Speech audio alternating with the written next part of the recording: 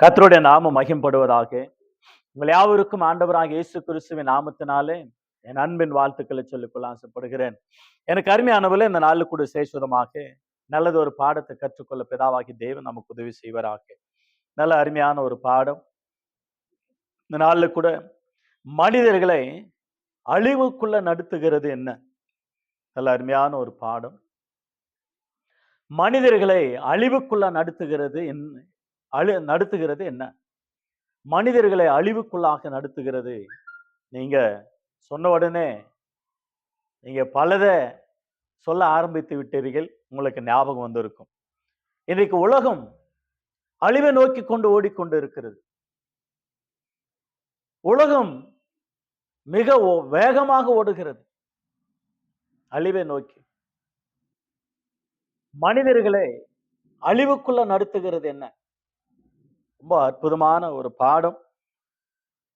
எனக்கு அருமையானவில்லை, இந்த உலகத்தில் இருக்கக்கூடிய எத்தனையோ கோடிக்கணக்கான மக்கள் உயர்ந்த இடத்துல இருக்கணும், சிறந்த இடத்துல இருக்கணும், நல்ல உறவுல இருக்கணும், இப்படி வீடு வாசல்கள், அந்தஸ்து, பதவி, இவைகளெல்லாம் என்னுடைய வாழ்க்கையில உயர்ந்து இருக்கணும்னு நினைக்கிற மனிதனுடைய வாழ்க்கையில, ஆனா ஏதோ ஒரு அழிவை நோக்கி மனிதன் ஓடுகிறது நாம் பார்க்கிறோம். ஏதோ ஒரு அழிவை நோக்கி மனிதன் ஓடுகிறான். உலகத்துல இந்த நாடுகள் இந்த வெளிநாடுகளுக்கு போய் சம்பாதிக்கிறாங்க, பிசினஸ் பண்ணணும், பறக்கணும், என்னுடைய பிசினஸ் கொடிகட்டி பறக்கணும் என்னுடைய வாழ்வு என்றதான மனிதனுடைய வாழ்க்கை. உங்களுக்கு தெரியும் இல்லையா? உபச்சாரம், வேசித்தனம், குடி, மயக்க மருந்து, தகாத உறவுகள் மூலமா, தகாத காரியங்கள் மூலமா, இவைகளாக கடத்தல், இன்னும் அழிவுக்கு உண்டாக்குற காரியங்கள் இல்லை, திருடுத்தனம், போதைப் பொருள், இவைகள் மூலமாக மனிதன் அழிவை நோக்கி ஓடிக்கொண்டு இருக்கிறான். இவைகள் எல்லாமே செய்யக்கூடாது.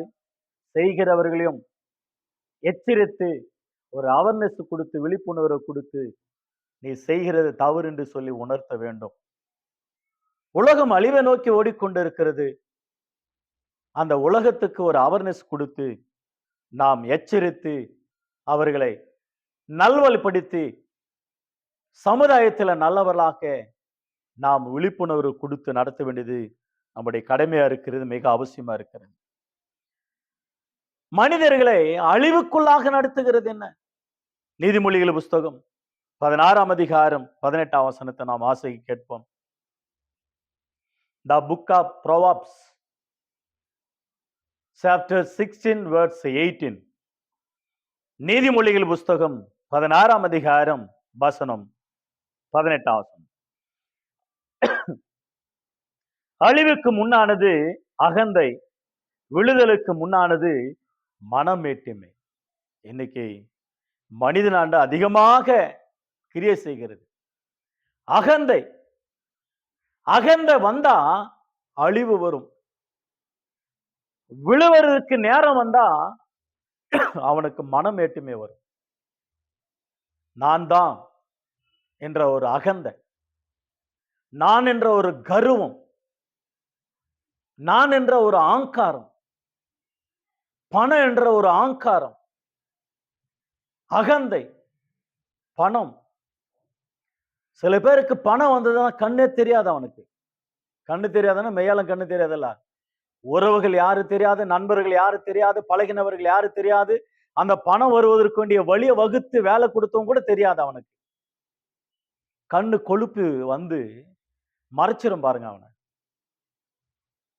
Okay, who are you அப்படின்னுவான். அந்த அளவுல அவனுடைய கொழுப்பு கண்ணை மறைக்கும். பணம், திமிரு, அகந்தை வந்தா அழிவு வரும். விழுவதற்கு நேரம் வந்தா மனமேட்டிமை வரும். பைபிள் அதுதான் சொல்லுது.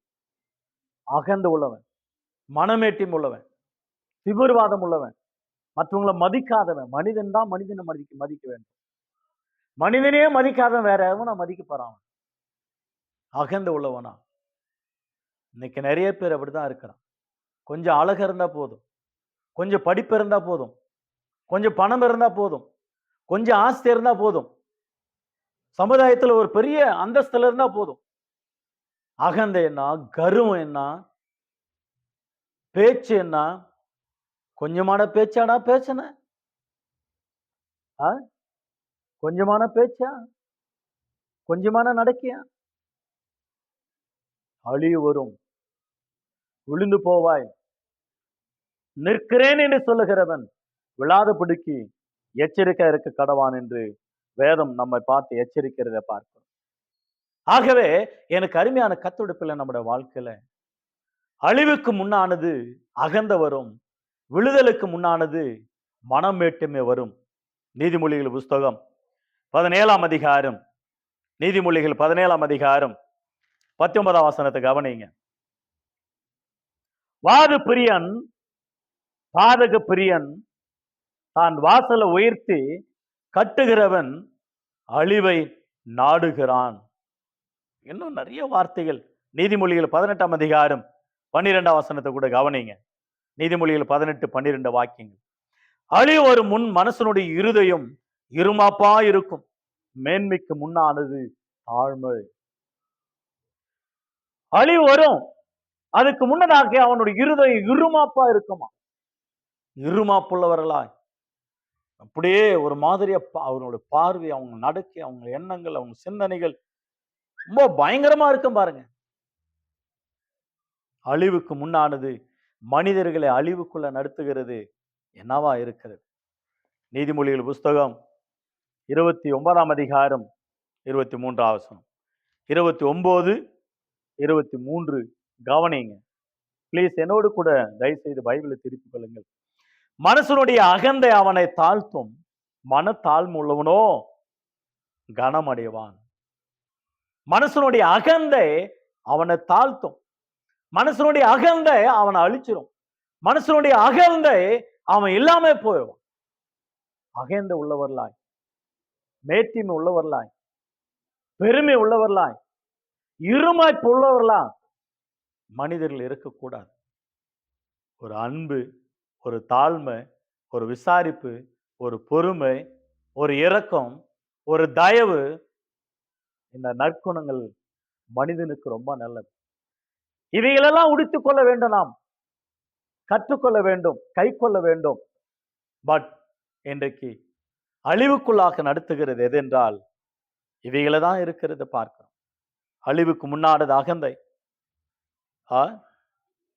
அநேகர் வெளிநாடுகளை நல்லா சம்பாதித்து அல்லது வெளிநாடுகளில் இருந்து நல்ல பான்சரங்களை வாங்கி வச்சுக்கிட்டு காரு பங்களா, அடுத்து ஊழிக்காரனை மதிக்கிறதே கிடையாது.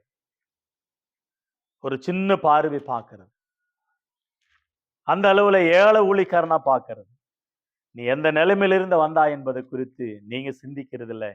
பட் ஆனா நீங்க எந்த அளவுல ஓடிக்கொண்டு இருக்கிறீங்க?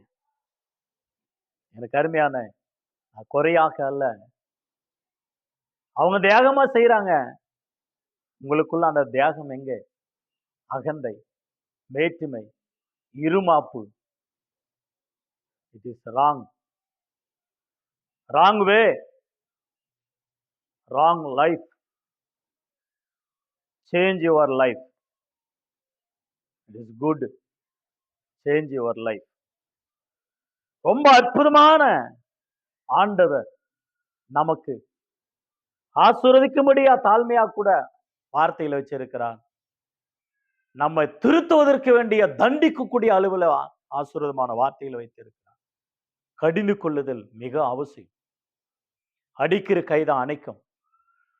இன்னைக்கு கடிந்து கொள்ள செய்தி என்ன? ஒருவேளை நம்மளாண்டு இருந்தா திருத்திக் கொள்ளும், ஒருவேளை இருக்குங்களாண்டு இதை கேட்டு நம்ம அவங்களை திருத்த ஒரு முயற்சி செய்வோம். அதுதான் ஆண்டவர் எதிர்பார்க்கிறார் ஆண்டவர். அகந்தையா நடந்த ராஜாக்கள், அகந்தையா நடந்தவர்கள் அழிவை கண்டார்கள் என்பது குறித்து 2 நாளாகமம் புஸ்தகம் 26ஆம் அதிகாரம் 1 முதல் 23 வசனங்களை அந்த அதிகாரம் முழுக்க நீங்க வாசித்து பாருங்க. அற்புதமாக உசியா ராஜாவை குறித்து நாம் வாசிக்கிறோம். 2 நாளாகமும், second Chronicles chapter 26 verse 1 to 3, 23 words. Second Chronicles, the book of Second Chronicles chapter 26 verse 1 to 23. 2 நாளாகமும் புஸ்தகம் 26ஆம் அதிகாரம் வசனம் 1 முதல் 23 வசனங்களில உசியா ராஜா ரொம்ப அற்புதமான ராஜா. இந்த ராஜாவுக்கு கிடைத்த தண்டனைய பார்த்த உடனே 27ஆம் அதிகாரத்துல தன்னுடைய மகன் அமித்ஷா அப்பா நடந்ததை பார்த்து பயந்து ஒழுங்கா நடந்து கொண்டான். ஏன்னா அப்பாவுக்கு அந்த பயம், அப்பாவுக்கு அந்த தண்டனை சாதாரணமானதல்ல, பயங்கரமான தண்டனை. பயங்கரமான தண்டனை இது. உசியா ரொம்ப அற்புதமாக பயந்து வாழ்ந்தாரு பாருங்க.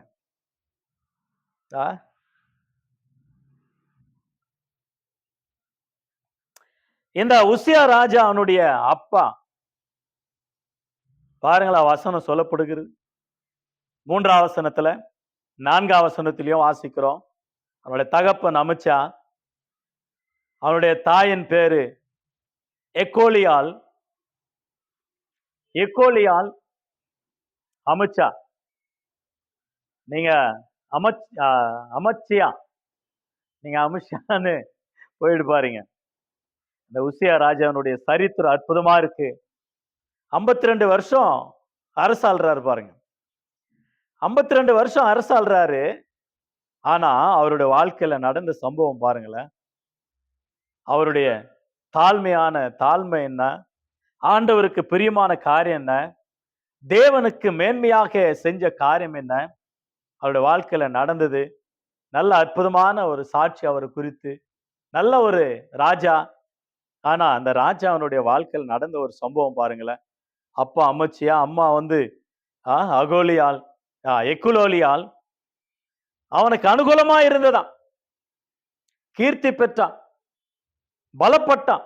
4ஆம் வசனத்துல அற்புதமாக செம்மையான கர்த்தருக்கு செம்மையானதை செஞ்சான். அவனுடைய கீர்த்தி மிகவும் பெருகிற்று. அந்த அளவுல அவனுடைய கீர்த்தி, ரொம்ப மேன்மையான ஒரு மனிதன். எல்லாமே நடந்தது. ஆனா கடைசியில பாருங்களேன், 16ஆம் வசனம், அவன் பலப்பட்ட பொழுது தனக்கு கேடு உண்டாகும் மட்டும் அவனுடைய மனம் மேட்டிமையாகி தான் தேவனாகிய கர்த்தருக்கு விரோதமாக மீறுதல் செய்து தூபபீடத்தின் மேலே தூபம் காட்ட கர்த்தருடைய ஆலயத்திற்குள் பிரவேசித்தான். ஆசாரியனாகிய அசரியாவும் அவனோடு கூட கர்த்தரின் ஆசாரியரான பராக்கிரமசாலிகளாகிய 80 பேரும் அவன் பிறகே உட்பிரவேசித்து ராஜாவாகிய உசியாவோடு எதிர்த்து நின்று, உசியாவே, கர்த்தருக்கு தூபம் காட்டுகிறது உமக்கு அடுத்ததல்ல. தூபம் காட்டுகிறது பரிசுத்தமாக்கப்பட்ட ஆரோனின் குமாரராகிய ஆசாரியருக்கே அடுக்கும். பரிசுத்த ஸ்தலத்தை விட்டு வெளியே போ, மீறுதல் செய்தீர். இது தேவனாய் கர்த்தரால் உமக்கு மேன்மையாக லபியாது என்றார்கள். எவ்வளவு துன்மார்க்கமான ஒரு வார்த்தை. செம்மையான வழியில நடந்தான், கர்த்தரை தேடினான், எல்லாமே அனுகூலமா இருந்தது. அவன் கீர்த்தி ரொம்ப பெருகிற்று, ரொம்ப அற்புதமா இருந்தான். ஆனா அவன் பலப்பட்டும் பொழுது, நல்ல செழிப்பான பிற்பாடு, நல்ல மேன்மையாக உயர்த்தப்பட்ட பொழுது, ஆண்டவருடைய பணியை செய்கிற ஆசாரியர்களை தவிர வேற யாரும் செய்ய இயலாது. அந்த தூபம் காட்டும்படியாக ஆலயத்துல துன்மார்க்கமா பிரவேசித்தான். வசனம் 16ல தனக்கு கேடு வரும்படியாக அவனுடைய இருதயம், அவனுடைய மனம் மேட்டிமையானதான். உசியா ராஜாவுக்கு நடந்த சம்பவம் உங்களுக்கு தெரியும் பாருங்க. வசனம் 16ல உசியா மனமேட்டுமை வந்தது உசியாவுக்கு. சில மனிதர்கள் பாருங்க துணிகரமாக செய்வாங்க, பாவம் செஞ்சுட்டே இருப்பான் பாருங்க. ஒரு முறை செஞ்சானா பாவம், அவனுடைய இருதயம் கடினப்பட்டு போயிடும், இருள் அடைஞ்சு போயிடும். செஞ்சுக்கிட்டே இருப்பான், பாவம் செஞ்சுக்கிட்டே இருப்பான். என்ன பார்த்தீங்களானாக்கா துன்மார்க்கமா வாழ்ந்துட்டே இருப்பான். எனவே கர்த்தருடைய பிள்ளை நம்முடைய வாழ்க்கையில நாம் தாழ்மையை தரித்துக் கொள்ள வேண்டும். ஆண்டவருடைய காரியங்கள் நாம் ஈடுபாடு துன்மார்க்கமாக நடக்கக்கூடாது. இந்த உசியா ராஜா துன்மார்க்கமாக எதிர்த்து நிற்கிறான், எதிர்த்து பேசுறார். அவருடைய பேச்சு, அவருடைய நடக்கை, அவர் பார்வை வேற மாதிரியா இருக்கிறான், வேற மாதிரியா இருக்கிறான். குஷ்டரோகம் தோன்ற ஆரம்பித்தது பாருங்க. 19 வசனத்துல அவன் ஆசாரியர்களோடு எதிர்த்து நிற்க செய்தான். ஆண்டவருடைய கட்டளை மீறி நடந்தான். ஆசாரிகள் மட்டும்தான் தூபம் காட்டணும் ஆலயத்துல. ஆனா இவனே போய் செஞ்சான். வாழ்நாள் முழுவதும் நடந்த சம்பவம் என்ன? 22, 21, 22, 23 அவன் வாழ்நாள் முழுவதும் குஷ்டரோகியா இருந்தான். அவனை குறித்து ஏசாயா தீர்க்கதரிசியானவர் எழுதியிருக்கிறார். உங்களுக்கு நன்றா தெரியும். ஏசாயா 6ஆம் அதிகாரத்துல இவ்வளவு காரியங்கள் எழுதியிருக்கிறார். சிங்காசனத்தில் வீட்டு நிற்கிற தேவன் அவர் யார் என்பது அன்றைக்கு மீறி பேசினார்கள். என்னாகமும் 12ஆம் அதிகாரம் 1 முதல் 9 வசனங்கள் 8 வசனங்களில் குஷ்டரோகம் வந்தது. இந்த உசியா ராஜாவுக்கும் குஷ்டரோகம், மீரியாமுக்கும் குஷ்டரோகம்.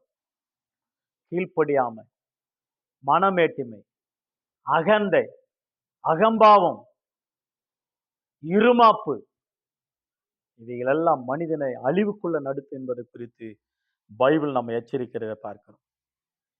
தானியேல் புஸ்தகத்துல நீங்கள் பார்க்கலாம். நேபுகத் நேச்சர், அந்த நேபுகத் நேச்சருடைய வாழ்க்கையில எவ்வளோ கலக்கங்கள், எவ்வளோ குழப்பங்கள். ஆனா அவைகள் எல்லாம் ஆண்டவராகி தேவன் ஒரு பாடமாக கற்றுக் கொடுத்தார். பாபிலோன் ராஜா நேபுகத் நேச்சர், தானியேலின் புஸ்தகம் 4ஆம் அதிகாரம் 28ஆம் வசனம் பாருங்களேன். இதெல்லாம் ராஜாவாகிய நேபுகத் நேச்சரின் மேல் வந்தது. எவைகளெல்லாம் என்றா பெரிய அழிவு வந்தது அவருக்கு. அது சொல்றாரு 2ஆம் அதிகாரத்துல, நான் கட்டின பாபிலோன் அல்லவா சொல்றாரு. இது என் மகிமைக்காக. நீங்க கீழே படிக்கலாம். தானியேல் 4ஆம் அதிகாரம் கண்டினியூஸ் 29. 12 மாதம் சென்ற பின்பு ராஜா பாபிலோன் ராஜ்யத்தின் அரண்மனையில உலாவி கொண்டிருக்கும் பொழுது, இது என் வல்லமையின் பராக்கிரமத்தினால் என் மகிமை பிரதாபத்துக்கு என்று ராஜ்யத்துக்கும் அரண்மனைக்கும் நான் கட்டின மகா பாபிலோன் அல்லவா என்று சொன்னான். சொன்ன மாத்திரத்துல அவனுக்கு ஒரு பாடத்தை கற்றுக் கொடுத்தா. மனிதனிலிருந்து தள்ளப்பட்டு மாடு போல 4 காலில் நடந்து புல்லு மேய்க்க ஆரம்பித்தான். 37 வசனம் வெளியே நீங்க பாத்தீங்கன்னாக்கா அந்த அதிகாரம் முழுவதுமாக கூட நேபுகத் நேச்சர் ஒரு பாடம் கற்றுக்கொண்டு, நான் ஆங்காரம், அகம்பாவம் விழுந்தான். புத்தி வந்தது. பரலோக தேவனை ஸ்தோத்திரித்தான். அவர் புத்தி திரும்ப வந்ததான். இஸ்ரவேலின் தேவனே தேவன், தானியேலின் தேவனே தேவன், ஷாத்ராக், மேஷாக், ஆபேத் நெகோ என்பவர்களின் தேவனே தேவன் அற்புதமாக சாட்சி சொன்னார். காரணம் என்னவென்றால் அவருடைய அகங்காரம், அபம்பாவம் பாடத்தை கற்றுக் கொடுத்தார். சில பேருக்கு பாருங்களேன், ரொம்ப அகம்பாவம், அழிச்சிருவான் பணத்தை, உபச்சாரத்துல, வேசித்தனத்துல துன்மார்க்கமா நடப்பான். கடைசியில தரித்திரன் ஆயிடுவான். பிசினஸ்ல தோல்வி, குடும்பத்துல தோல்வி, வாழ்க்கையில தோல்வி, பிச்சை எடுக்கிற மாதிரி தெருவில் வந்துருவான் பாருங்க. அகங்காரமா நடக்கும். இதுக்கு உதாரணம் உங்களுக்கு தெரியும், கெட்ட குமாரன். அகம்பாவம், மனமேட்டிமை, உலகத்தினுடைய ஆசா வாசங்கள் பங்கை பிரித்து கொண்டு போனான். துன்மார்க்கமா வாழ்ந்தான், தரித்திரனானான். வஸ்திரம் இல்லை, செருப்பு இல்லை, ஒன்றுமே இல்லை. தரித்திரனா வீடு திரும்பினா அப்பா மன்னிச்சு ஏத்துக்கிட்டார். நீங்களும் அப்படி இருக்கிறீங்களா? உங்க சொந்தக்காரங்களை மதிக்கிறது இல்லை, உறவுகளை மதிக்கிறது இல்லை. நீ ஏறி போன ஏனி அந்த மனிதன் காரணமா இருந்தா அவனே மதிக்கிறது இல்லை.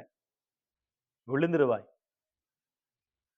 அகம்பாவம் உன்னை அழிச்சிரும், உன்னை கொண்டு போட்டுரும்.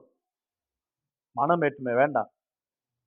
3ஆவதாக அப்போஸ்தலர் புஸ்தகம் 12ஆம் அதிகாரம், அப்போஸ்தலர் 12ஆம் அதிகாரம் வசனம் 21 முதல் ஏரோது ராஜாவுக்கு ஜன்ம நாள் வந்தது.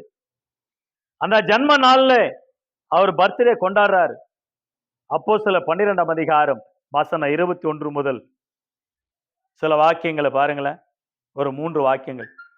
குறித்த நாளில் ஏரோது ராஜ வஸ்திரம் தரித்து கொண்டு சிங்காசனத்தின் மேல் உட்கார்ந்து ஜனங்களுக்கு பிரசங்கம் பண்ணினான். அப்பொழுது ஜனங்கள் இது மனுஷ சத்தம் அல்ல, இது தேவ சத்தம் என்று ஆர்ப்பரித்தார்கள்.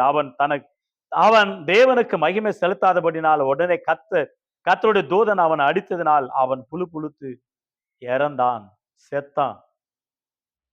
ஆங்காரம், அபமானம், இருமாப்பு, நான் என்ற ஆணவம் உன்னை அழிவுக்குள்ள நடுத்தும். மகிமை தேவனுக்கு. லூக்கா 16ஆம் அதிகாரம் 15ஆம் வசனத்துல உங்களை மனுஷர்கள் புகழ்ச்சியா சொல்லும் பொழுது உங்களுக்கு ஐயோ என்று வேதம் சொல்லுது. யாரனா நம்மளை புகழ்ச்சியா சொன்னாங்களா, ஆண்டவர் உமக்கு மகிமைன்னு சொல்லு. நம்ம அல்ல, ஆண்டவர்.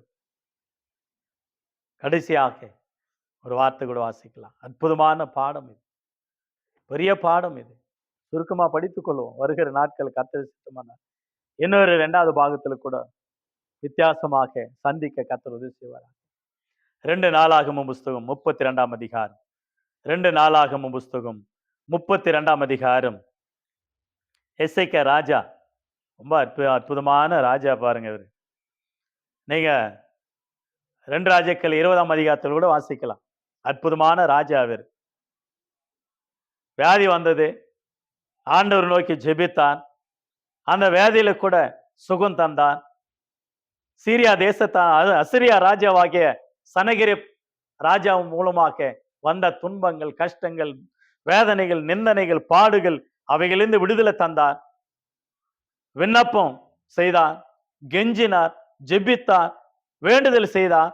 ஆண்டவரே ஆண்டவரே என்னை ரட்சியும் என்று சொன்னார். ரட்சித்தார், உயர்வை கொடுத்தார், மேன்மை கொடுத்தார், கனத்தை கொடுத்தார், 15 வருஷம் ஆயுஷ் நாட்களை கொடுத்தார். அற்புதமாக தேவனுடைய சமூகத்துல செயல்பட்ட ஒரு ராஜா. நம்ம எல்லாம் ஜெபிக்கிறோம் இல்லையா? 2 ராஜாக்கள் 20ஆம் அதிகாரம் 5ஆம் வசனத்துல என் விண்ணப்பத்தை கேட்டவரே, என் கண்ணீரை கண்டவரே. அவர் அழுதார். ஆயுசு நாட்கள் முடிந்த உடனே அழுதார். 15 வருஷங்களை கூட்டி கொடுத்தார். ஆனா அப்படிப்பட்டவர் அவருடைய வாழ்க்கையில நடந்த சம்பவம் பாருங்களேன். நாம கூட வியாதி வந்தா ரொம்ப அழுவோம் பாருங்க. கொரோனா வந்த பிற்பாடு நான் எப்படி ஆண்டவர் ஆண்டதான் போய்விடுவேன்னு சொல்லி நினைச்சேன். நிறைய அதிகமா பைபிள் படித்தேன், அதிகமாக ஜெபித்தேன். ஆனா ஒரு நாள் ஜீவனை கொடுன்னு சொல்ல, ஏன்னா கழிக்க மாட்டேன், போயிடுவேன், ஆண்டவர் ஆண்டு தான் அந்த முடிவில் இருந்தேன். எப்படியும் ஆண்டவர் ஆண்டு போகணும் அப்படின்றதான் ஒரு முடிவு. ஆனா ஆண்டவர் ஜீவனை கொடுத்தார். சில பேருக்கு வியாதி கொடுக்கறது ரொம்ப நல்லது. நல்லா ஜெபம் பண்ணுவாங்க, நல்லா பைபிள் படிப்பாங்க, ஆண்டவர் ஞாபகம் வரும், தன்னை ஆயத்தப்படுத்திக் கொள்ளுவாங்க, ஆண்டவரை நோக்கி கெஞ்சுவாங்க பாருங்க, மன்றாடுவாங்க பாருங்க, ஸ்தோத்திரம் பண்ணுவாங்க அதிகமாக, ஆண்டவரை நினைப்பாங்க. சில நேரங்களுக்கு சில மனிதர்களுக்கு ஒரு முள்ளு இல்லைன்னா வாழ்க்கை நல்லா இருக்காது பாருங்க. எல்லாரோட வாழ்க்கையிலும் ஒரு முள்ளு இருக்கணும். இருந்தாதான், குறை இருந்தாதான் ஆண்டவர் வருவான். இல்லைன்னா ஆண்டவரை தேட மாட்டான். வியாதி வந்தா ஆண்டவரே ஆண்டவரே ஆண்டவரே என்ன ரட்சி. இப்படி சொல்ற மனிதர்களை பார்க்கலாம். சீடர்களுக்கும் ஆண்டவர் கற்றுக் கொடுத்தார் நிறைய பாடங்கள். ஆகவே எனக்கு அருமையான கத்துடுப்பில் நம்முடைய வாழ்க்கையில வியாதி வந்த இந்த எசேக்கியா ராஜா ஜெபித்தார், ஆண்டவரை துதித்தார், தாழ்மையா இருந்தார். ஆனா அவருடைய வாழ்க்கையில நடந்த சம்பவம் பாருங்களேன். 2 நாளாகமும் 32ஆம் அதிகாரம், 2 நாளாகமும் 32ஆம் அதிகாரம் 22 நீங்க 33 வசனங்கள் முடிய நீங்கள் வாசித்தீங்களானாக்கா, அவர் ஆண்டவருடைய சமூகத்துல தன்னை தாழ்த்துறார். மேன்மை வந்ததான், அவருடைய பார்வைக்கு மேன்மைப்பட்டவனா இருந்தான். 23ஆம் வசனத்துல உடனே அந்த மேன்மை வந்த உடனே 24ஆம் வசனத்துல ஆண்டவருக்கு முன்பாக தன்னை தாழ்த்துறான். 26ஆம் வசனத்துல தன்னை தாழ்த்துறான் கர்த்தருடைய சமூகத்துல. அவருடைய கோபம் விலகுகிறத பார்த்து, நீங்க தாழ்மை, நீங்க இது அழிவிலிருந்து, இந்த மேன்மையிலிருந்து, அகந்திலிருந்து, ஆணவத்திலிருந்து, இருமாப்பிலிருந்து, மனமேட்டுமையிலிருந்து உங்களை தாழ்த்துவதுதான் நல்ல மருந்து. உங்களை தாழ்த்துவதுதான் நல்ல வழி. உங்களை தாழ்த்துவதுதான் ஆசீர்வாதம். ஆகவே எசேக்கியா ராஜா மீண்டும் மனம் திரும்பி ஆண்டவரான மன்னிப்பு கேட்டு ஜீவனை பெற்றுக்கொண்டார். எனக்கு அருமையானவர்களே, யோவான் எழுதின சுவிசேஷம் 13ஆம் அதிகாரத்துல சீடர்களுக்கு கற்றுக் கொடுத்தார். நானே உங்க ஆண்டவரும், நானே உங்களுடைய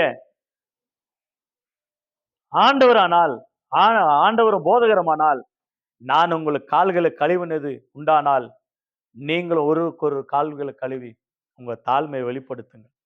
என்னங்க, வானத்தை உண்டாக்கினவர், சர்வ சிருஷ்டிக்கு எஜமானர் இருக்கிறவர், அவர் நமக்கு சேவை செஞ்சார், ஜீவனை கொடுத்தார், தாழ்மையா நடந்தார். பிலிப்பியர் புஸ்தகம் 2ஆம் அதிகாரம் 5 முதல் 11 வசனங்களில கிறிஸ்தேசுக்குள்ள சிந்தனை உங்களுக்குள்ள இருக்கு. தெய்வத்துக்கு சமமாயிருந்தும் கொள்ளையாடின பொருளாக்கி எண்ணாமல் தம்மை தாமே தாழ்த்தி வெறுமையாக்கி கீழ்ப்படிந்தவராய் சிலுவை பரிந்தோம். ஆண்டவர் அவர் உயர்த்தினார், எல்லா நாமத்துக்கு மேலாக அவர் உயர்த்தி அழக பார்த்தார் ஆண்டவர். எனக்கு அருமையான கத்தொடுப்பில்லை நம்முடைய வாழ்க்கை. நம்ம தாழ்த்தும் போது நம்ம கிடைக்கிற உயர்வு கொஞ்சம் நெஞ்சம் கிடையாது. நம்ம தாழ்த்தும் போது நமக்கு மேன்மையும் கிருபையும் ஆசீர்வாதங்களும் நன்மையும் உண்டாகும். தாழ்மையாக பொறுமையாக கர்த்தருக்கு என்று வாழ வேண்டும், அதை கற்றுக்கொள்ள வேண்டும். தாழ்மையுள்ள ஒரு இடத்துல கிருபை பெருகுமா பாருங்க. யாக்கோபு 4ஆம் அதிகாரம் 6ஆம் வசனம், அவர் அதிகமான கிருபைகளை தருகிறாரே, அதனால் தேவன் பெருமை உள்ளவர்களுக்கு எதிர்த்து நிற்கிறார், தாழ்மை உள்ளவர்களுக்கோ கிருபை அளிக்கிறார் என்று சொல்லி இருக்கிறது. நீதிமொழிகள் புஸ்தகம் 3ஆம் அதிகாரம் 34ஆம் வசனம், நீதிமொழிகள் 3ஆம் அதிகாரம் 34ஆம் வசனம், யாக்கோபு 4ஆம் அதிகாரம் 6ஆம் வசனம், 1 பேதுரு புஸ்தகம் 5ஆம் அதிகாரம் 5ஆம் வசனம். அந்தபடியே இளைஞர்களே மூப்பர்களே கீழ்ப்படிங்கள், நீங்கள் எல்லாரும் ஒருவருக்கு ஒரு கீழ்ப்படிந்து மனத்தாழ்மை உள்ளவர்களாம் மனத்தாழ்மையை அணிந்து கொள்ளுங்கள். பெருமை உள்ளவர்களுக்கு தேவன் எதிர்த்து நிற்கிறார், தாழ்மை உள்ளவர்களுக்கோ கிருபை அளிக்கிறார். நாம் நிற்பது அவர் கிருபை, நாம் வாழ்வது அவர் கிருபை, நம்ம வாழ்ந்து கொண்டிருப்பது அவர் கிருபை, தாழ்மையா இருப்பது அவர் கிருபை. எனவே கத்தெடுப்பில் நம்முடைய வாழ்க்கையில அழிவுக்குள்ள போகிறீர்களா, ஆசுரத்துக்குள்ள போகிறீர்களா? அழிவை நோக்கி போகிறீர்களா, ஆண்டவர் அழிக்கிற கிருபை நோக்கி போகிறீர்களா? எந்த நிலையில் இருக்கிறீர்கள் என்பது குறித்து சிந்திக்க வேண்டும். ஆகவே அதனால மனிதர்களை அழிவுக்குள்ள நடத்துகிறது என்னன்னா அகந்தை, பெருமை, இருமாப்பு, இவைகள் எல்லாம் இருந்து மனம் திரும்பி நாம ஒப்பு கொடுப்போம். கர்த்தர் நமக்கு உதவி செய்வா. ஆண்டவர் உங்களை ஆசீர்வதிப்பாராக. God bless you all.